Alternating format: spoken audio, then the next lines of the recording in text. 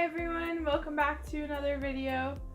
Today's video is going to be a little bit different. I have notes beside me and I'm kind of going to talk about ways and tips on how to get back on track after you've kind of fallen off the wagon. I feel like these are kind of not really talked about very much, and so I'm hoping that it will help you guys out a lot as well. And this can be for any type of diet. It doesn't have to be keto. Obviously my diet is keto, so a lot of these examples are low carb options. I'm gonna start off with kind of ways of writing it down on paper, and that will kind of help you keep track of what you're eating throughout the day and make it easier for you to hold yourself accountable. And I have a couple different options. The first thing that I think is really cool is I found this pad. It was at Michael's. My mom had purchased it for me as a present. I thought it was really cool because not only can you kind of give yourself motivation to get things done, like it has today's goals, and you can write down your mood. I have it split into two. So how I felt when I woke up, and then I'm gonna write here how I felt when I went to sleep. And then if you're doing your weigh-ins every day, then that spot can also be helpful. And you can also put like your workouts and any notes throughout the day. So I thought it was really cool to kind of keep track, and it's already done for you. You just have to fill it in. But if you are more creative, then there are, like, you can do it in a bullet journal. So I just have one layout kind of here, and I did this using a stencil. So it's really simple. You just kind of throw some boxes on there. I have breakfast, lunch, and supper. You can write down what you ate, and then your total if you're tracking your calories. I track my fats usually. So I would put, total fat or maybe total carbs. We can have probably, a couple other spots to have other things. And then I just have the same kind of idea for water, and then same thing for goals, because I think that's really important to know, the three main things even that you need to get done that day. And then down here, I also have a spot like on the pad, my workout for the day. Typically, I just go for walks. I haven't gone on a walk today. It's kind of miserable out. Pretty cold. I think Google said it was like 4 degrees or something, which I'm not a fan of that temperature. But I also put mood, because right now I've kind of been in a weird mood. I think my period is on its way, but I like to keep track of how I'm feeling that day. And another way that I like to keep track of just food, and it could work out really well for you, is to just have it in a planner like this. This is just, it's quite a large planner, but it's just a yearly planner. And it's Hogwarts themed. I love Hogwarts. And I just write down kind of the meal idea that I have for the day. So you can see here I have a keto lasagna recipe that I want to try, so I'll probably have that for lunch. And then buttered chicken from the keto diet.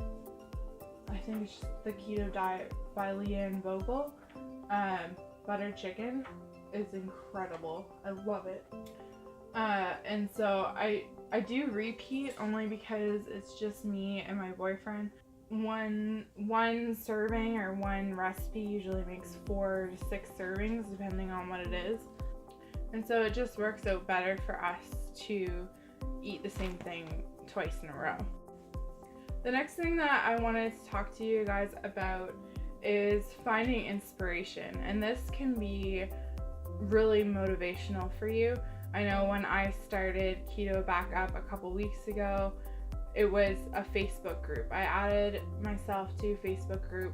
My friend had mentioned it, and they were following the keto diet, but they were also just doing the shakes.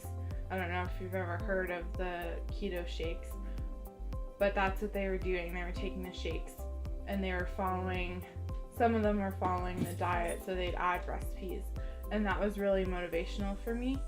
So I started following some Facebook groups. I know way back when I used to follow Pinterest threads of different keto things, and I also do a lot of Instagramming. I follow a lot of keto motivational Instagrammers. I find that really helpful to keep on track and to kind of get you back on track if you kind of fall off. This next thing is probably pretty obvious whenever you're starting any kind of a diet, and it should be pretty self-explanatory, but make sure that you're drinking more water maybe than you have been on a regular basis. The water is going to keep you kind of fuller for longer. It'll fill up your stomach and won't make you as hungry. Sometimes when you're hungry, you're not actually hungry. You're just thirsty. So if you drink that drink and you're still hungry, you're probably hungry and you should probably get a snack. But if you drink that drink and you realize, I'm not hungry anymore, then you were thirsty. The next thing that I want to talk to you guys about is having snacks around. For me personally, when I was going back onto the keto diet, I was struggling a lot with sugar. And so I'd have sugar in my tea, I'd eat a lot of chocolate, a lot of candy. And so when I went back onto the keto diet, I had to find ways around this.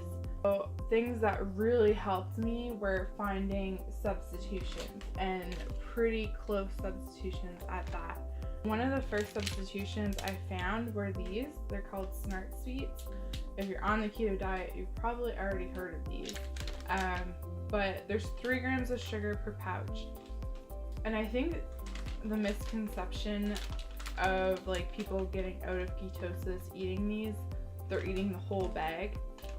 I never did eat the whole bag. I would just take a couple when I'm really like, I need something sweet or I need some candy. I would take out a couple and I would eat those.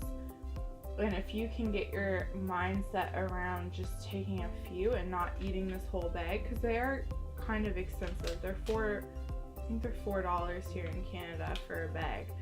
And if you can just wrap your mindset around, even though this whole entire bag is a serving, maybe just taking out a couple and just sucking on those so that you're not feeling as hungry.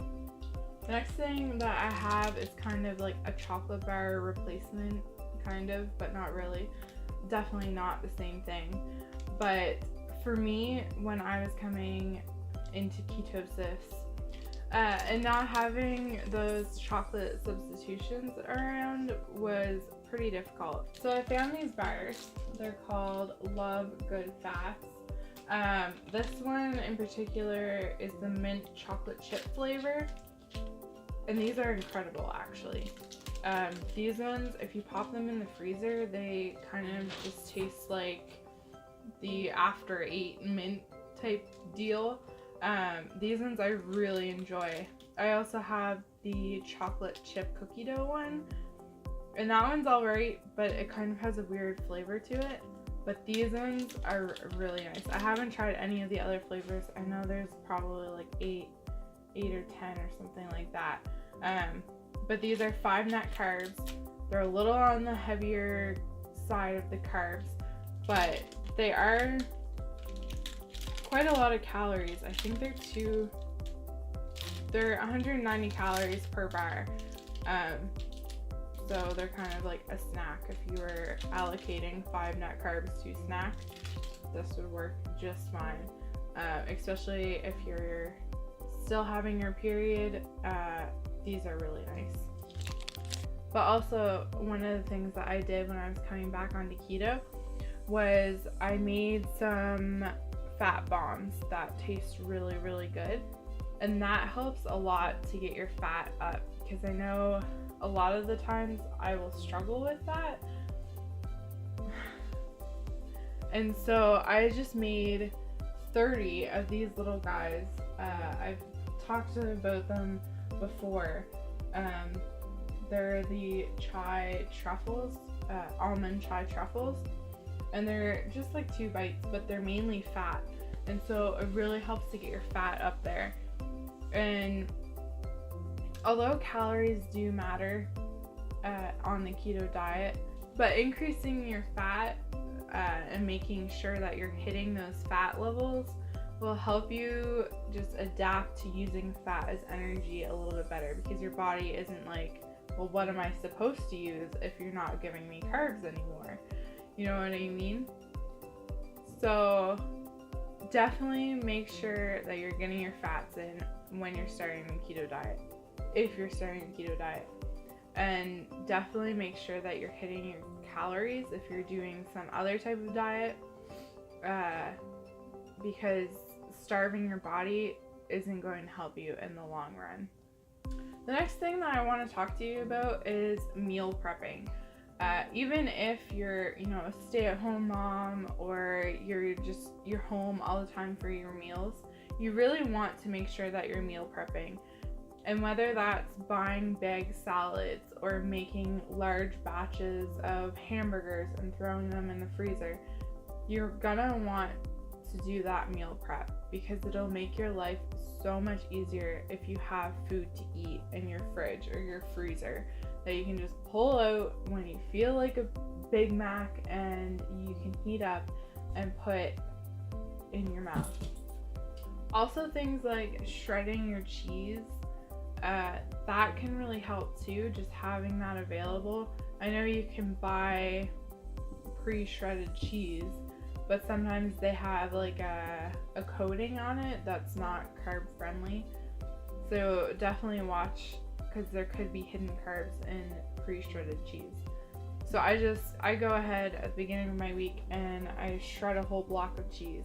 So that way I can put it on burgers, I can put it on a taco salad, I can put it on any salad, and it just makes things really quick when I'm throwing together a meal.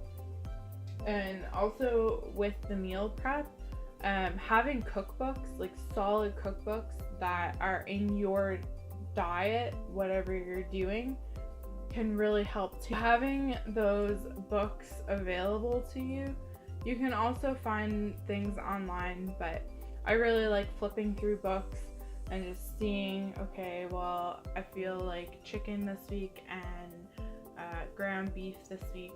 So I can pull through those books and pull out recipes that I want to try. And then I'll just make a little list of the ingredients that I'll need to pick up from the grocery store. And it just makes things a lot easier. So I'm not wondering, okay, well, what am I going to eat kind of thing. The final tip that I have for you guys is stay motivated, stay distracted. For me personally, I'm probably going to put my puzzle on the table and I'll be doing that, and you might think, well, that's not very distracting.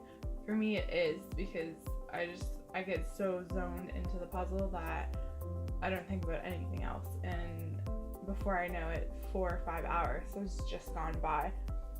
Another thing that I'm doing, which you guys might not want to do, is start a YouTube channel. This is a lot of work, so it definitely helped me stay distracted, just editing the video, editing the thumbnail. It's a lot of work. It definitely helps me not want to eat all of the food. You could also read a book, read a magazine, go for a walk.